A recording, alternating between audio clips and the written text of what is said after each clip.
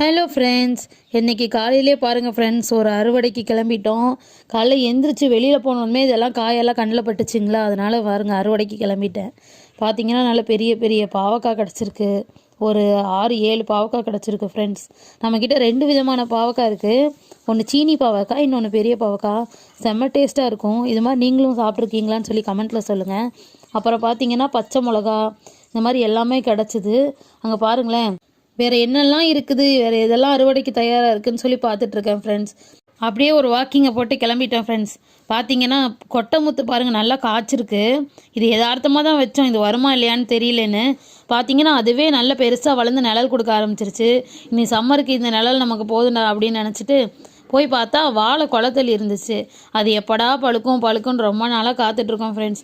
பார்த்தீங்கன்னா இப்போ தான் கொஞ்சம் கொஞ்சமாக அந்த கருப்பாக விடும்ல அந்த பழுக்கிறதுக்கு, அதெல்லாம் இப்போ தான் ஃப்ரெண்ட்ஸ் ஆரம்பிச்சிருக்கு. இனி எப்போ பழுக்குமோ அப்படின்னு சொல்லி எங்கள் வீட்டுக்கார்ட்ட புலம்பிகிட்டு இருந்தேன் ஃப்ரெண்ட்ஸ். அப்புறம் பார்த்தீங்கன்னா நல்ல சுண்டக்காய் காய்ச்சிருந்துச்சு.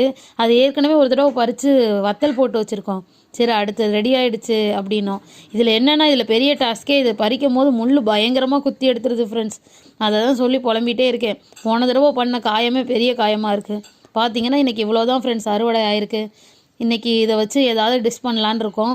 பார்த்துட்டு எப்படி இருக்குன்னு கமெண்ட்டில் சொல்லுங்கள். நீங்களும் ட்ரை பண்ணி பாருங்கள். வேறு என்னென்னலாம் பயிரிடலான்னு சொல்லி சொல்லுங்கள் ஃப்ரெண்ட்ஸ். தொடர்ந்து நம்ம சேனலை வாட்ச் பண்ணுங்கள் ஃப்ரெண்ட்ஸ். ஷேர் பண்ணுங்கள், சப்ஸ்கிரைப் பண்ணுங்கள், கமெண்ட் பண்ணுங்கள். நம்ம சேனலுக்கு ஆதரவு கொடுங்க. வேறு என்னென்ன எல்லாமே உங்கள் ஐடியாவை எல்லாத்தையும் கமெண்ட்டில் சொல்லுங்கள் ஃப்ரெண்ட்ஸ்.